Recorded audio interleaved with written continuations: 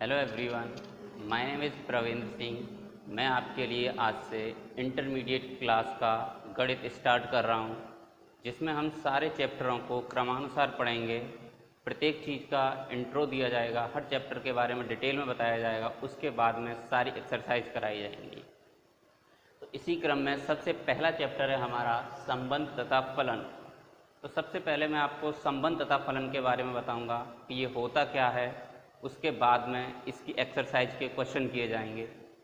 तो संबंध तथा फलन को करने से पहले हमें संबंध के बारे में जानना होता है, और उसके लिए सबसे पहले हमें आना चाहिए कार्तीय गुणनफल। तो देखो, कार्तीय गुणनफल क्या होता है।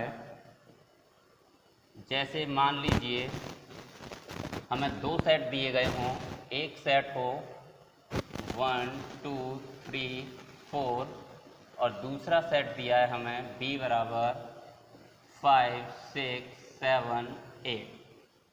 तो इनका जब हम कार्तीय गुणनफल निकालते हैं तो वो हो जाएगा a cross b is equal to 1, 5, 1, 6, 1, 7, 1, 8, 2, 5, 2, 6, 2, 7, 2, 8, 3, 5, 3, 6, 3, 7, 3, 8, 4, 5, 4, 6, 4, 7, 4, 8।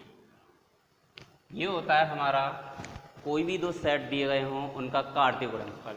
इसमें क्या करते हैं, इसमें जो एलिमेंट होते हैं ए और बी दोनों के एलिमेंट लिए जाते हैं, और जो हमारा अंदर पेयर बनता है उसमें पहले नंबर पर हम पहले सेट का एलिमेंट रखेंगे और दूसरे नंबर पर दूसरे सेट का एलिमेंट रखते हैं।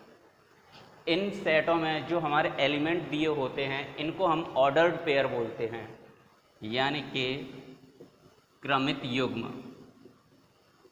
इनको क्रमित युग्म इसलिए बोलते हैं क्योंकि इसमें जितने भी एलिमेंट रखे गए हैं सारे के सारे एलिमेंट क्रमानुसार रखे जाते हैं। जो सारे के सारे एलिमेंट हैं, जो फर्स्ट एलिमेंट होंगे वो सभी हमारे सेट ए से लिए जाते हैं, और जो सेकंड एलिमेंट होता है पेयर में वो हमारा बी से लिया जाता है। इसीलिए इनको हम क्रमित युग्म बोलते हैं, क्योंकि इनको हम क्रमानुसार रखते हैं। अब आगे देखते हैं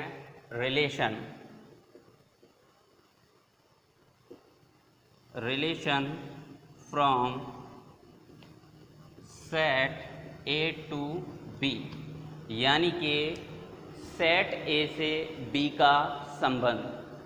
सेट ए से जो बी का संबंध होता है उसे हम ए आर बी भी लिख सकते हैं। इसका मतलब होता है कि ए का बी के साथ में रिलेशन।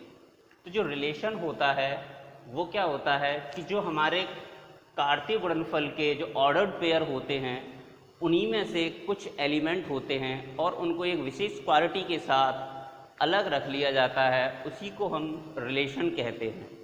यानी जो रिलेशन होता है वो जो संबंध है वह कार्तीय गुणनफल के उनकी एक विशेष क्वालिटी के साथ जब हम उनको अलग करते हैं तो हमारा एक संबंध का निर्माण होता है। जो संबंध होता है वो हमारा इसमें किसी भी प्रकार का होता है। जैसे मैं लिखता हूं कि R equal to A, B, यानी कि इसमें A, B लिया गया है सच दैट A तथा B सम संख्या हैं, जहां जो A है वो एलिमेंट है कैपिटल A का और जो B है वो एलिमेंट है कैपिटल B का।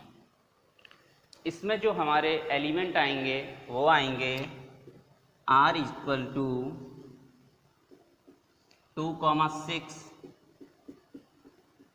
2, 8, 4, 6 और 4, 8। यानी ये क्या हो गया, हमारा एक रिलेशन हो गया जिसमें ए और बी सम संख्या हैं। जो स्मॉल ए है वो हमने लिया है सेट ए से, और जो स्मॉल बी है वो लिया है हमने सेट बी से। इसी प्रकार से हम एक और एग्जांपल से समझ सकते हैं कि R इक्वल टू हम ऐसे भी लिख सकते हैं A comma B such that A तथा बी विषम संख्या है।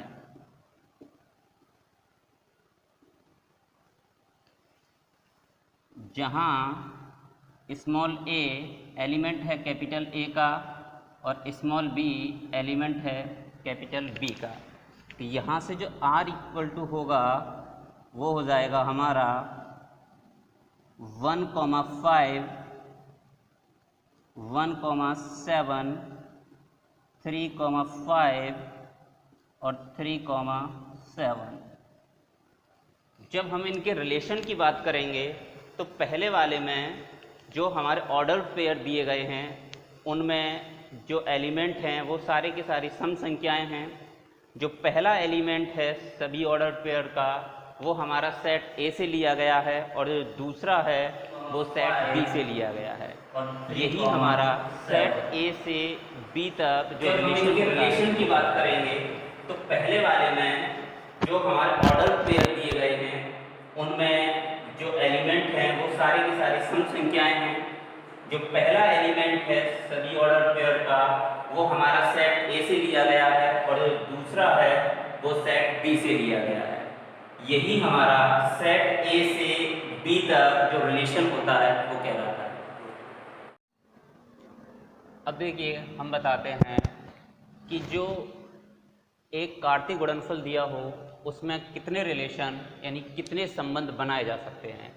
जैसे कि अगर मैं ये देखूं एन ए बराबर मान लो या हो P और एन बी बराबर दे रखा हो Q, यानी कि जो सेट ए हो उसमें हमारे जो एलिमेंट हो वो दे रखे हैं मान लो P, और सेट बी में एलिमेंट दे रखे हों Q। तो उनसे अगर हमें ये पता करना हो कि इससे हमारे कितने रिलेशन बनाए जा सकते हैं तो उसके लिए फॉर्मूला होता है number of relation is equal to 2 की पावर PQ। तो जैसे हमें A और B से बनने वाले संबंधों की संख्या ज्ञात करनी हो तो वो हो जाएगी 2 की पावर 4 इंटू 4, क्योंकि दोनों में ही हमारे 4 एलिमेंट दिए गए हैं तो ये हो जाएगी 2 की पावर 16। इसका मतलब हम A और B से यानी जो दो सेट दे रखे हैं हमें A और B, इनके द्वारा अगर हमें रिलेशन बनाने हों तो जो रिलेशन हैं टोटल हमारे 2 की पावर 16 बनाए जा सकते हैं।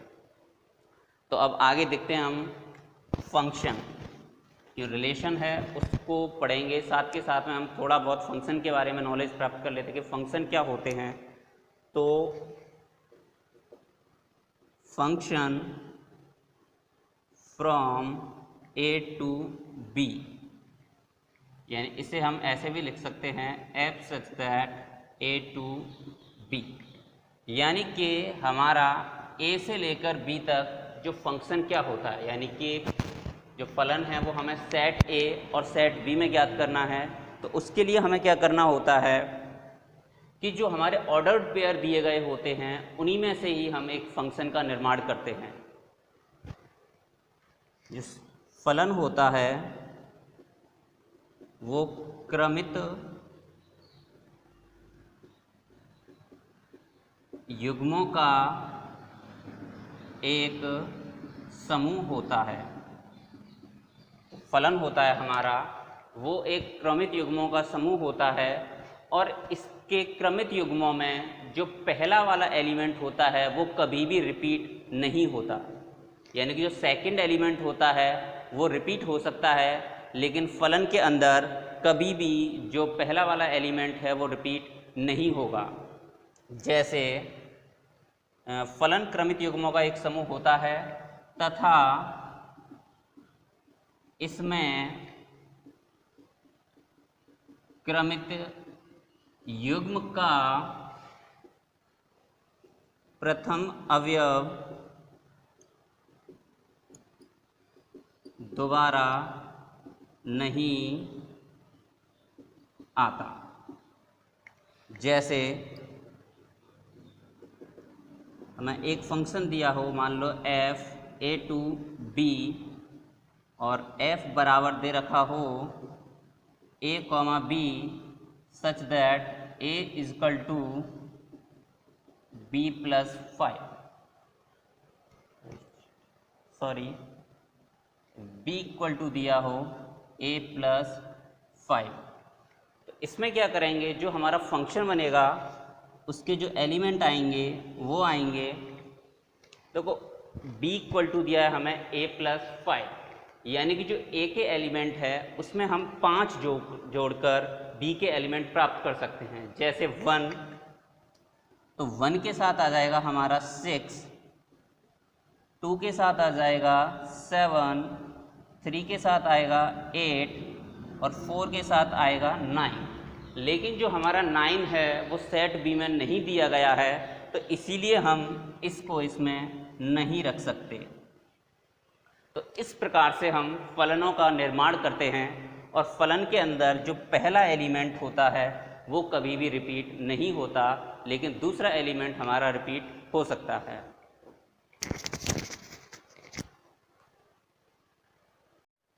अब देखिए आगे देखते हैं हम संबंधों के प्रकार। संबंधों के प्रकार यानी कि जो रिलेशन होते हैं हमारे वो कौन कौन से होते हैं। मान लीजिए हमें एक सेट दिया गया है a इक्वल टू 1 2 3 4। हमें क्या करना है, इस सेट में एक रिलेशन बनाना है। जैसे माना एक संबंध R समुच्चय A में A से दिया गया है, और इसे हम ऐसे भी लिख सकते हैं R subset A cross A, अथवा इसे हम AR A के रूप में भी लिख सकते हैं। सबसे पहले क्या करते हैं, हम A क्रॉस A लिखते हैं, तो ये हो जाएगा हमारा 1,1, 1,2, 1,3, 1,4, 2,1, 2,2, 2,3, 2,4, 3,1, 3,2, 3,3, 3,4, 4,1, 4,2, 4,3, 4,4। यानी जो रिलेशन है उसके लिए सबसे पहले क्या होता है कि हमें एक कार्टेशियन प्रोडक्ट चाहिए होता है, वो हमारा है A क्रॉस A। यानी कि हमने क्या किया, A से A में ही एक रिलेशन लिया है। तो इसमें हम संबंधों के प्रकार के बारे में बात करते हैं। सबसे पहला संबंध होता है हमारा रिक्त संबंध। सबसे पहला जो रिलेशन है वो है हमारा रिक्त संबंध। इसमें क्या होता है, जो रिलेशन होता है उसका कोई भी एलिमेंट हमें A क्रॉस A में दिखाई नहीं देगा। यानी कि जो भी हमारा कार्टेशियन प्रोडक्ट होगा उसमें हमें इस रिलेशन का कोई भी एलिमेंट दिखाई नहीं देता है, इसीलिए इसे हम रिक्त संबंध भी कहते हैं। जैसे मान लीजिए R इक्वल टू दिया हो A comma B such that A is equal to B plus 5, जहाँ A एलिमेंट है A का और B एलिमेंट है A का। इसमें अगर हम इस रिलेशन के अवयवों की बात करें तो यहाँ जो हमारा R होगा वो हो जाएगा 5, क्योंकि जब हम मान लो B बराबर 1 लेंगे तो A की वैल्यू 6 आएगी और 6 हमारा इसमें कहीं पर भी नहीं दिया गया है, तो इसीलिए ये जो रिलेशन है हमारा वो हो जाएगा रिक्त संबंध। यानी कि जो रिक्त संबंध होगा उसमें एलिमेंटों की अवयव संख्या जो होगी वो हमारी 0 होगी और रिलेशन का जो वैल्यू निकल कर आएगी वो हमारी 5 निकल कर आएगी। तो इसलिए इस रिलेशन को हम रिक्त संबंध कहेंगे। इसके बाद जो सेकंड रिलेशन होता है वो होता है हमारा सार्वत्रिक संबंध,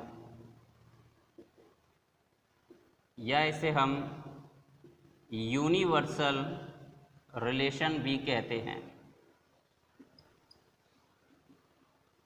जो यूनिवर्सल रिलेशन होता है इसमें इसके जो रिलेशन होते हैं उसके जितने भी एलिमेंट निकल कर आते हैं वो सारे के सारे एलिमेंट हमारे A क्रॉस A में भी मिल जाएंगे। जब सारे एलिमेंट हमारे A क्रॉस A में मिल जाते हैं तो उस रिलेशन को हम सार्वत्रिक संबंध कहते हैं। जैसे R इज इक्वल टू दिया हो A, B such that A minus B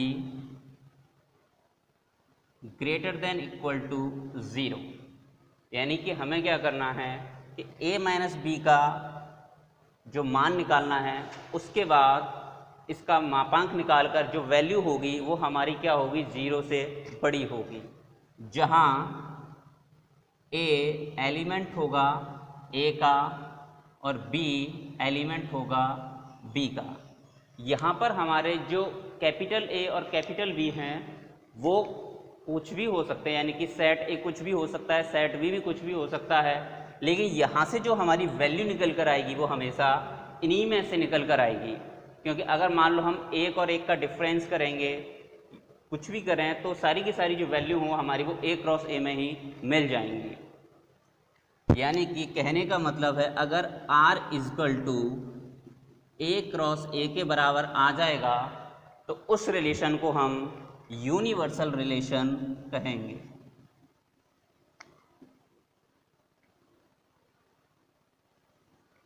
यानी कि उस रिलेशन को हम सार्वत्रिक संबंध कह सकते हैं। इसके बाद में एक तीसरा रिलेशन होता है वो होता है हमारा आइडेंटिटी रिलेशन।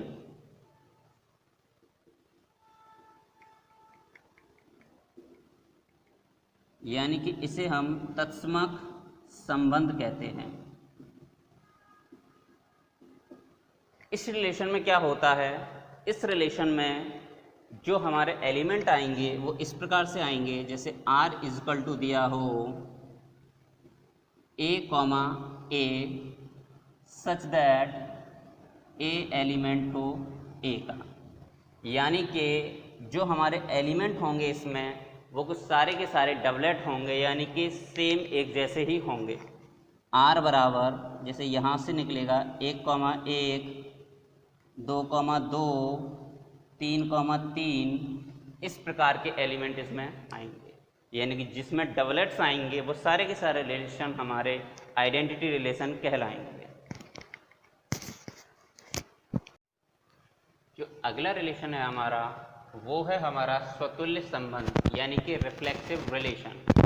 इसमें क्या होता है कि जो रिलेशन होता है उसमें डबलेट्स दिए होते हैं और डबलेट्स हमारे आइडेंटिटी रिलेशन में भी दिए होते हैं, लेकिन उसमें क्या होता है कि उसमें फॉर एवरी ए के लिए नहीं होता। यानी कि उसमें क्या होता है, जो आइडेंटिटी रिलेशन होता था वो ये होता था हमारा R equal to A, A such that A element capital A का।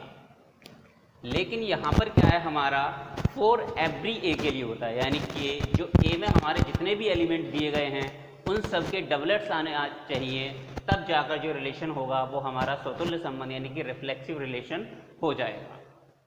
जैसे मैंने एग्जाम्पल लिखे हैं R इक्वल टू 1, 1, 2, 2, 3, 3। अगर इसकी बात करें तो हमारा इसमें A का डबलेट्स दिया है, 2 का दिया है, 3 का दिया है, लेकिन इसको स्वतुल्य संबंध होने के लिए इसके जितने भी एलिमेंट थे यानी कि 1, 2, 3, 4 सबके डबलेट्स होने चाहिए। इसमें हमारा 4 का डबलेट्स नहीं दिया है, इसलिए ये हमारा जो रिफ्लेक्सिव होगा वो नहीं होगा।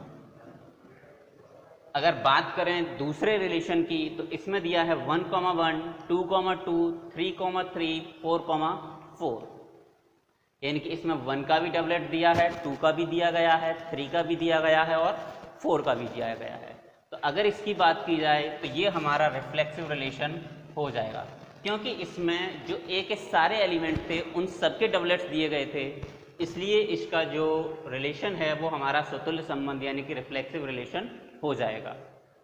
अगर अगले की बात करें तो नेक्स्ट दिया है हमारा 1,1, 2,2, 3,3, 4,4 और 1,2, यानी कि 1 का डबलेट्स है, 2 का भी दिया है, 3 का दिया गया है, 4 का दिया गया है और इसमें एक एक्स्ट्रा एलिमेंट जोड़ दिया गया है 1,2। हमारे यहाँ पर स्वतुल्य संबंध में दिया था कि for every a belongs to A, यानी कि प्रत्येक ए का हमारा डबलेट्स होना चाहिए। तो हमने इसमें देखा 1, 2, 3, 4 सबके डबलेट्स दिए थे और एक्स्ट्रा 1,2 भी दे रखा था, लेकिन स्वतुल्य संबंध होने के लिए हमें केवल डबलेट से मतलब है और सारे के सारे एलिमेंट के डबलेट दिए गए थे, इसलिए ये भी हमारा स्वतुल्य संबंध हो जाएगा। अगर बात करें हम आइडेंटिटी रिलेशन की तो ये हमारा आइडेंटिटी रिलेशन हो जाएगा, क्योंकि इसमें जितने भी एलिमेंट हैं सब डबलेट्स हैं। ये भी आइडेंटिटी रिलेशन हो जाएगा, क्योंकि इसमें भी क्या है, जितने एलिमेंट हैं सबके डबलेट्स दिए गए हैं। लेकिन ये वाला जो रिलेशन है हमारा वो आइडेंटिटी रिलेशन नहीं होगा, क्योंकि इसमें 1 का डबलेट्स है, 2 का है, 3 का है, 4 का है, लेकिन यहाँ पर जो एलिमेंट दे रखे हैं वो दोनों अलग अलग दे रखे हैं। तो इसलिए हमारा ये वाला जो रिलेशन होगा वो हमारा स्वतुल्य संबंध नहीं होगा। इसके बाद अब बात करते हैं तो जो नेक्स्ट रिलेशन होता है वो होता है हमारा सममित संबंध, यानी कि सिमेट्रिक रिलेशन। सिमेट्रिक का मतलब होता है उल्टा पुल्टा, यानी कि अगर बात की जाए तो इसमें जो एलिमेंट होंगे वो क्या होंगे, एक दूसरे के उल्टे दे रखे होंगे। जैसे A1, A2 एलिमेंट हो R का, यानी कि जो हमारा रिलेशन दिया हो उसमें A1, A2 दे रखा हो और उसमें A2, A1 भी दे रखा हो, तो जो हमारा संबंध होगा वो हमारा सिमेट्रिक रिलेशन हो जाएगा। यानी कि जितने भी एलिमेंट उसमें दे रखे हों वो सारे के सारे इस प्रकार से दे रखे हों कि उनके हम सिमेट्रिक ज्ञात कर सकें। अगर उनके सिमेट्रिक उसमें दिए होंगे तो जो हमारा रिलेशन होगा वो हमारा सममित संबंध हो जाएगा। जैसे बात करें इसकी तो इसमें R= दिया है 1,2, 2,3 और 1,1। तो इसमें अगर हम देखेंगे तो 1,2 और 2 का अगर उल्टा बात करें तो कितना होगा, 2,1, जो कि हमारा इसमें नहीं दिया है, तो इसलिए ये सिमेट्रिक रिलेशन नहीं होगा। अगले की बात करें तो नेक्स्ट है 1,2। 1,2 का उल्टा होगा 2,1, जो हमें इसमें दिया है। 1,1 इसका उल्टा 1,1 होगा, वो दे रखा है। 2,2 इसका उल्टा 2,2 होता है। 3,3 और इसका भी उल्टा क्या होता है, 3,3। तो इसका मतलब इसमें जितने भी एलिमेंट दे रखे थे उन सब के उल्टे, यानी कि उनके जो विपरीत एलिमेंट है वो इसमें हमें दे रखे थे, तो इसलिए ये वाला हमारा सममित संबंध हो जाएगा। नेक्स्ट की बात करें तो इसमें दिया है 1,2। 1,2 का उल्टा होता है 2,1, तो वो इसमें दिया है। 2,3 इसका उल्टा होता है 3,2, यानी कि जो हमें इस रिलेशन में नहीं दिया है, तो इसलिए ये हमारा सममित संबंध नहीं होगा। अगर नेक्स्ट की बात की जाए तो नेक्स्ट है हमारा 1,1, 2,2, 3,3, 4,4, 1,2, 2,1 और 2,3। तो इसका जो उल्टा है वो इसमें दिया है 2,2 खुद का उल्टा होता है 3,3, 4,4। ऐसे ही 1,2 का उल्टा 2,1 और 2,3 का उल्टा होता है 3,2, जो कि हमें इसमें नहीं दिया है, इसलिए ये हमारा सममित संबंध नहीं होगा। अगर नेक्स्ट रिलेशन की बात करें तो जो नेक्स्ट रिलेशन है वो दे रखा है हमारा 1,1, 2,2, 3,3 और 4,4। यहाँ 1,1 का उल्टा 1,1, 2,2 का उल्टा 2,2, 3,3 का उल्टा 3,3 और 4,4 का उल्टा 4,4। यानी कि जितने भी एलिमेंट दे रखे हैं सब क्या है, एक दूसरे के उल्टे हैं।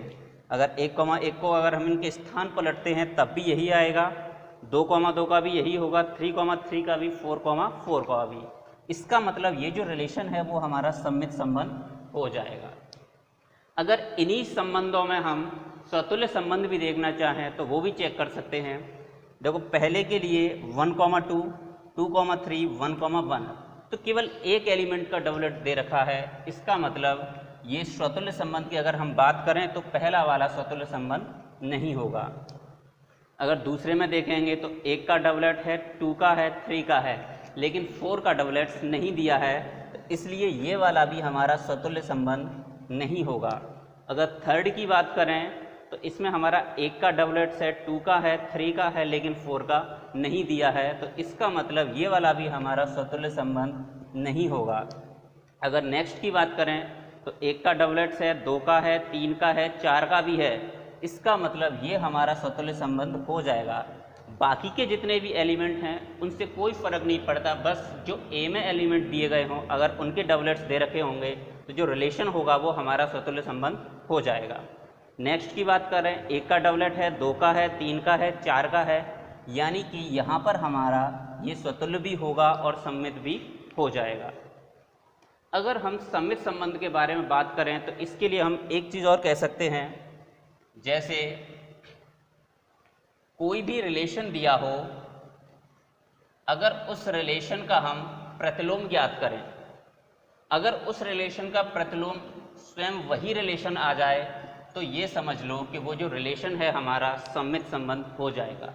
जैसे मैं बात करूं, मान लीजिए कि जैसे r इक्वल टू हमें दे रखा हो 1,2, 2,1, और इसके अगर हम इन्वर्स की बात करें तो इन्वर्स निकालते हैं तो क्या होता है, जितने भी एलिमेंट होते हैं उनके जो स्थान होते हैं वो आपस में एक्सचेंज हो जाते हैं। जैसे r का r इन्वर्स निकालेंगे तो ये होगा 2,1 और इसका हो जाएगा 1,2, यानी कि यहाँ पर अगर हम देखें तो r और r इन्वर्स दोनों की वैल्यू क्या है, एक जैसी है।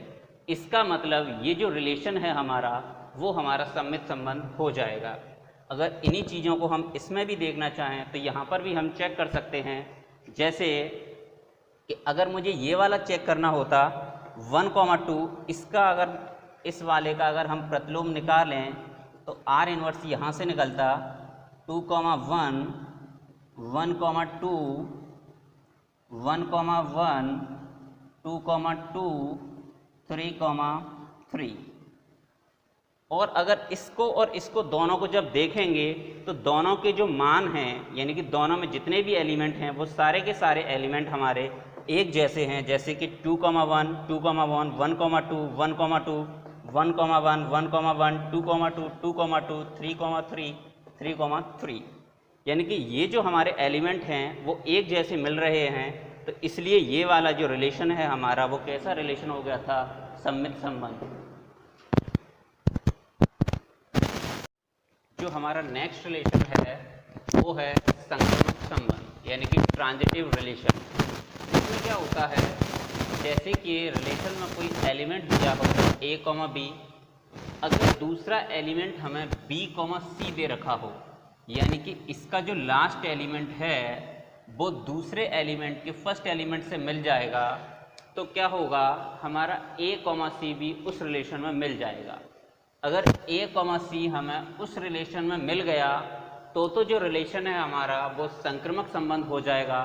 अगर a, c हमें उसमें नहीं मिला तो संक्रमक संबंध नहीं होगा। जैसे हमारा r इक्वल टू दिया है, यानी कि रिलेशन दे रखा है 1,2, 2,3, यानी कि इसमें ये वाला एलिमेंट मिल रहा है, तो अब हमें जो एलिमेंट चाहिए वो चाहिए हमारा 1,3, जो कि हमारा इसमें नहीं दे रखा है, तो ये हमारा संक्रमक संबंध नहीं होगा।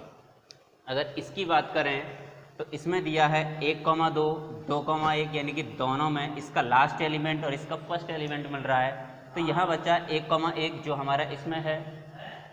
ऐसे ही हमारा 2,2 और 2,3, यानी कि ये मिल रहे हैं हमारे, तो एलिमेंट हमारा निकल कर आना चाहिए 2,3, जो कि हमें इसमें कहीं पर भी दिखाई नहीं दे रहा, तो इसलिए ये हमारा ट्रांजिटिव रिलेशन नहीं होगा।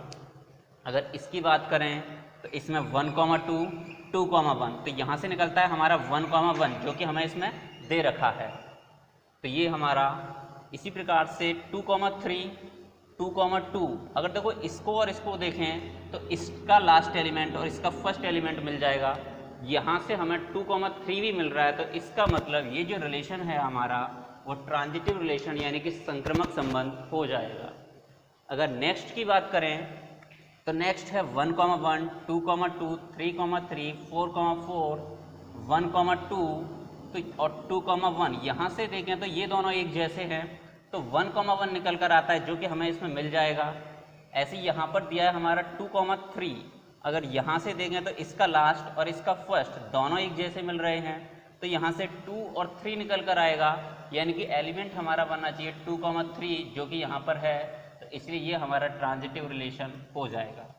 अगर नेक्स्ट की बात करें तो R इक्वल टू 1,1, 2,2, 3,3, 4,4, 1,2। तो इसमें अगर देखें तो हमारा 1,2 है और इससे आगे हमें कोई भी ऐसा एलिमेंट मिल जाए जैसे जिसमें लास्ट में 2 है उसमें फर्स्ट में 2 हो, तो जैसे यहाँ तो इसमें फर्स्ट एलिमेंट 2 है और इसका लास्ट एलिमेंट 2 है। यहाँ से अगर देखेंगे तो हमारा एलिमेंट निकल कर आना चाहिए 1,2 जो कि हमें इसमें मिल रहा है। इसका मतलब ये भी क्या होगा, हमारा ट्रांजिटिव रिलेशन हो जाएगा। अगर इसकी बात करें तो इसमें 1,1, 2,2, 3,3, 4,4, 1,2, 2,1, यहाँ हमारे ये दोनों एक जैसे हैं तो 1,1 मिल जाएगा। यहाँ 2,3 है, 3,2 है, तो ये दोनों एक जैसे हैं तो यहाँ से 2,2 निकल कर आएगा, वो हमें यहाँ पर मिल जाएगा। इसका मतलब ये रिलेशन भी हमारा ट्रांजिटिव रिलेशन हो जाएगा। ट्रांजिटिव रिलेशन में एक चीज़ और होती है, जैसे कि मान लो अगर किसी रिलेशन में हमें ये दिया हो R इक्वल टू 1,3, 1,2 और 3,4, इसमें अगर हम देखें तो हमें A, भी मिला लेकिन हमारे पास B, C नहीं है। अगर हमें A, B मिलता है और ये कोई अलग एलिमेंट है जैसे C, D, अगर हमें A, B मिलने पर B, C नहीं मिलता, पूरे रिलेशन में अगर कहीं पर B, C नहीं होगा, तो इसका मतलब ये होगा कि ये जो हमारा रिलेशन है वो ट्रांजिटिव रिलेशन हो जाएगा। क्योंकि जब हमें B, C नहीं मिल रहा है तो हम A, C तो ज्ञात कर ही नहीं सकते हैं, तो इसलिए इस रिलेशन को हम ट्रांजिटिव रिलेशन कह सकते हैं। लेकिन अगर हमें R इक्वल टू जैसे कि मिल जाए 1,2 और 2,4, यहाँ हमें 1,4 अगर नहीं मिलेगा तो ये हमारा ट्रांजिटिव रिलेशन नहीं होगा। यानी कि ट्रांजिटिव रिलेशन होने के लिए क्या होना चाहिए कि हमें A, B मिलना चाहिए और B, C मिलना चाहिए। अगर A, B और B, C मिलते हैं तो हमारा A, C जरूर आना चाहिए। अगर A, B मिलता है और B, C नहीं मिलता तो उसको रिलेशन को हम डायरेक्टली ट्रांजिटिव रिलेशन कह सकते हैं, क्योंकि उसमें हमारा B, C नहीं दे रखा है, इसलिए हम A, C ज्ञात नहीं कर सकते। तो उस रिलेशन को हम डायरेक्टली ट्रांजिटिव रिलेशन बोल देते हैं। तो इसी में एक नेक्स्ट रिलेशन और आ जाता है हमारा, जिसे कहते हैं हम तुल्यता संबंध। अगर तुल्यता संबंध की बात करें तो तुल्यता संबंध क्या होगा, अगर कोई रिलेशन हमारा स्वतुल्य भी हो, सममित भी हो और संक्रमक भी हो। अगर कोई रिलेशन स्वतुल्य भी हो, सममित भी हो, संक्रमक भी हो, अगर किसी रिलेशन में ये तीनों रिलेशन मिल जाएंगे तो उस रिलेशन को हम तुल्यता संबंध कह सकते हैं। जैसे कि अगर मैं इस रिलेशन की बात करूं तो जैसे यहाँ देखो 1,1, 2,2, 3,3, 4,4, यानी कि A के जितने भी एलिमेंट थे उन सब के डबलेट्स दिए गए थे।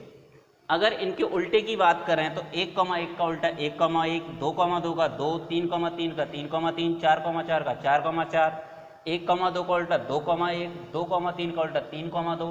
यानी कि ये जो रिलेशन था हमारा, ये वाला रिलेशन हमारा स्वतुल्य भी था, सममित भी था और संक्रमक भी था। यानी कि इस रिलेशन को हम तुल्यता संबंध कह सकते हैं। यानी कि जिस रिलेशन में स्वतुल्य, सममित, संक्रमक तीनों रिलेशन मिल जाएंगे तो उस संबंध को हम तुल्यता संबंध कहते हैं। देखिए आगे इसका एक टॉपिक और है हमारा तुल्यता वर्ग। तो तुल्यता वर्ग में क्या होता है कि जो सेट दिया होता है उसको हम दो भागों में डिवाइड करते हैं और वो दोनों भाग इस प्रकार से होते हैं कि उनके जो एलिमेंट होते हैं एक दूसरे से बिल्कुल अलग होते हैं। तो इसे समझने से पहले मैं एक एग्जांपल देता हूँ जिसके थ्रू आपको और जल्दी समझ में आ जाएगा। जैसे मान लीजिए पूर्णांकों का एक समुच्चय दिया गया है z और उसमें एक रिलेशन दिया है r और r बराबर दे रखा है a, b such that a minus b विभाजित है 2 से, यानी जो a माइनस b की वैल्यू है वो हमारी क्या है 2 से डिविजिबल है, यानी कि 2 से उसमें क्या है हमारा भाग जा सकता है। तो हम पहले इसे चेक करते हैं कि ये जो रिलेशन है हमारा कैसा रिलेशन है। जैसे अगर बात की जाए स्वतुल्य चेक करने के लिए, तो देखो स्वतुल्य के लिए क्या करना होगा। अगर स्वतुल्य की बात करें तो जैसे कि a, अगर एलिमेंट हो r का, यानी कि a अगर एलिमेंट हो r का, तो इसका मतलब होगा हमारा a माइनस a और जो कितना आ जाएगा 0, और जो 0 है उसमें हम किसी भी संख्या से भाग दे सकते हैं, यानी कि 0 में 2 का भाग चला जाएगा, यानी कि 0 होगी वो 2 से विभाजित हो जाएगी। इसका मतलब ये जो रिलेशन है हमारा वो स्वतुल्य हो जाएगा। अगर बात करें हम सममित के लिए, तो जैसे मैं लेता हूँ a, b, मान लो एलिमेंट है r का, इसका मतलब a माइनस b, और a माइनस बी बराबर मान लो क्या है 2r, यानी कि इसकी जो वैल्यू है वो क्या है 2 से डिविजिबल है। अगर बात करें हम b, a की, तो अगर b, a की बात करें तो b, a अगर हमारा इस रिलेशन का एक एलिमेंट होगा तो इसका मतलब ये हो जाएगा b माइनस a, और इसकी जो वैल्यू निकल कर आएगी वो आएगी माइनस के 2r, जो कि क्या होगी हमारे 2 से डिविजिबल हो जाएगी। इसका मतलब ये जो रिलेशन है हमारा वो सममित भी हो जाएगा। अब बात करें संक्रमक के लिए, तो जैसे कि a, b मान लो एलिमेंट हो r का, इसका मतलब a माइनस बी बराबर हो जाएगा जैसे 2r, यानी कि ये क्या है 2 से डिविजिबल है। ऐसे ही b, c एलिमेंट हो r का, तो ये हो जाएगा b माइनस c बराबर मान लो कितना है ये 2s, यानी कि ये भी क्या है 2 से डिविजिबल है। अगर अब मैं यहाँ पर इन दोनों को ऐड करूँ तो ये हो जाएगा a minus b plus b minus c बराबर 2r प्लस के 2s, और यहाँ से देखेंगे तो a माइनस सी बराबर कितना हो जाएगा 2 इंटू r प्लस s, यानी जो a माइनस सी है वो क्या होगा हमारा r प्लस s के मल्टीपल में 2 आ रहा है। इसका मतलब कि ये जो है हमारा वो 2 से विभाजित हो जाएगा। इसका मतलब ये हुआ कि जो a, c है वो भी एलिमेंट होगा किसका r का, यानी कि ये जो रिलेशन है हमारा वो संक्रमक भी हो जाएगा, यानी कि ये रिलेशन हमारा स्वतुल्य भी है, सममित भी है और संक्रमक भी है। यानी कि अगर हम यह कह सकते हैं यहाँ पर कि ये जो पूरा रिलेशन हमारा निकल कर आया ये एक तुल्यता संबंध बन गया। अब हम क्या कर सकते हैं कि इस तुल्यता संबंध को हमें 2 भागों में विभाजित करना है, और ऐसे 2 भागों में विभाजित करना है कि उनके जो एलिमेंट होंगे वो क्या है कि बिल्कुल अलग अलग होंगे, यानी कि दोनों ही असंयुक्त समुच्चय होंगे। जैसे पहला मानता हूँ, मान लो मैं E लिया मैंने, यानी कि ये जो R है इसे मैं 2 भागों में डिवाइड कर रहा हूँ E के साथ में, और जो E है वो हमारा है सम संख्याओं को लेकर, यानी कि इसमें क्या है इवन नंबर्स दिए गए हैं और वो 0 के साथ रिलेटेड हैं, यानी कि 0 से संबंधित सम संख्याएं। इसके अगर एलिमेंट्स की बात करें तो इसमें आएगा 0, plus minus 2, 0, plus minus 4, 0, plus minus 6 and so on. यानी कि इसमें क्या होंगे सारे के सारे इवन इंटीजर्स आ जाएंगे, यानी कि सभी सम संख्याएं आ जाएंगी, चाहे वो प्लस की हो या माइनस की। और इनके अगर हम डिफरेंस की बात करें तो जो डिफरेंस होगा वो हमारा 2 से डिविजिबल हो जाएगा। ऐसे ही मान लो मैंने एक और लिया, 1 से संबंधित विषम संख्याएं। तो एक से संबंधित जो विषम संख्याएं होंगी हमारी वो हो जाएंगी 1 comma plus minus 3, 1 comma plus minus 5, 1 comma plus minus 7 and so. इसमें अगर हम बात करें तो 1 और 3 का जो डिफरेंस होगा वो 2 होगा, 1 और 5 का डिफरेंस 4 होगा, 1 और 7 का डिफरेंस 6 हो जाएगा। यानी कि जो भी हमारे डिफरेंस आ रहे होंगे वो सारे के सारे 2 से विभाजित हो जाएंगे। अगर हम बात करें इसकी, यानी कि जो शून्य से संबंधित सम संख्याएं हैं ये हमारा एक तुल्यता वर्ग का निर्माण करती हैं, और जो एक से संबंधित विषम संख्याएं हैं वो भी हमारी क्या कर रही है, एक तुल्यता वर्ग का निर्माण कर रही हैं। जो शून्य से संबंधित सम संख्याओं का तुल्यता वर्ग होगा उसे हम इस प्रकार से लिख सकते हैं 0, और इसमें जो भी हमारी संख्याएं आ रही हैं वो सब क्या आ रही हैं, यानी इनका जो डिफरेंस आ रहा है वो 2 से विभाजित है।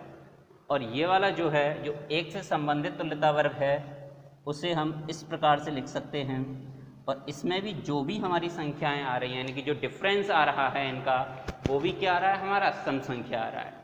यानी कि हमने क्या किया, जो रिलेशन था उसको 2 ऐसे भागों में विभाजित कर दिया जिनके एलिमेंट एक दूसरे से जस्ट बिल्कुल अलग हैं, और ये सारे के सारे एलिमेंट ई के एलिमेंट ई वाले एलिमेंट से संबंधित हैं और एफ के एलिमेंट केवल एफ के एलिमेंटों से संबंधित हैं। यानी कि इसके और इसके एलिमेंट जो होंगे वो एक दूसरे से रिलेटेड नहीं होंगे। यानी कि इस एग्जाम्पल के थ्रू अगर हम इसे समझना चाहें, जैसे कि किसी समुच्चय x में R एक तुल्यता संबंध हो, यानी कि जो हमारा समुच्चय था Z और ये जो रिलेशन था वो हमारा क्या था, एक तुल्यता वर्ग दे रखा था। तो इसको क्या किया है, R को हमने 2 भागों में डिवाइड कर लिया, एक तो है AI और एक AJ। यानी कि जैसे एक रिलेशन ये था और एक ये वाला। इसमें क्या होता है, AI के समस्त अवयव एक दूसरे से संबंधित होते हैं। यानी कि जो तुल्यता वर्ग होते हैं उनके जितने भी एलिमेंट होते हैं वो एक दूसरे से संबंधित होते हैं। जैसे अगर मैं 0 की 2 के साथ बात करूं, 4 के साथ, 6 के साथ, तो इनका जो डिफरेंस आएगा वो हमेशा 2 से डिविजिबल होगा। चाहे 2 को 4 के साथ ले लो, 6 के साथ ले लो, 4 को 6 के साथ, 8 के साथ, यानी जितनी भी इवन नंबर्स के साथ हम इसे लेंगे तो उनका जो डिफरेंस आएगा वो हमेशा कैसा आएगा, 2। ऐसे ही अगर इसकी बात करें तो 1 का डिफरेंस 3 के साथ, 5 के, 7 के, या 3 का 5 के साथ, 7 के साथ, 9 के साथ, तो इनका जो डिफरेंस आएगा वो भी क्या होगा, हमारा 2 से डिविजिबल होगा। यानी कि AI हो या AJ हो, उनके जो एलिमेंट होते हैं वो एक दूसरे से संबंधित होते हैं। यानी कि उनका जो रिलेशन होता है, जो रिलेशन हमारा दिया गया होता है वही निकल कर आता है।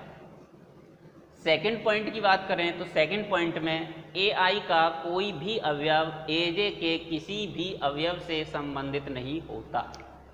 यानी कि ये दोनों जो हमारे असंयुक्त समुच्चय हैं उनके एलिमेंट एक दूसरे से रिलेटेड नहीं होंगे। यानी कि अगर हम सम संख्या और विषम संख्याओं की बात करें तो उनका जो डिफरेंस आएगा वो कभी भी हमारा 2 से विभाजित नहीं होगा। तो इसलिए AI और AJ कभी भी एक दूसरे से संबंधित नहीं होंगे। अगर बात करें हम AI और AJ के यूनियन की, यानी अगर हम AI और AJ का यूनियन निकालेंगे तो हमारा क्या होगा, जो भी हमारा समुच्चय दे रखा था उसका मान निकल कर आ जाएगा। जैसे कि इसमें हम सम संख्या और विषम संख्याओं का यूनियन निकालें तो हमारे सारे के सारे पूर्णांक आ जाएंगे। और अगर AI और AJ का हम इंटरसेक्शन निकालें तो वो 5 आएगा, क्योंकि सम संख्या और विषम संख्याओं में कोई भी संख्या कॉमन नहीं होती है, इसीलिए इसका जो मान होता है वो हमेशा कैसा आता है, 5। और एक चीज़ और, जो I होता है वो इक्वल नहीं होता है J के, यानी कि कभी भी कोई भी सम संख्या विषम संख्या के बराबर नहीं होती है। तो इस प्रकार से हमने जो तुल्यता संबंध था उसको तुल्यता वर्ग के रूप में समझा दिया, यानी कि तुल्यता संबंध को हम किस प्रकार से तुल्यता वर्ग के रूप में विभाजित कर सकते हैं।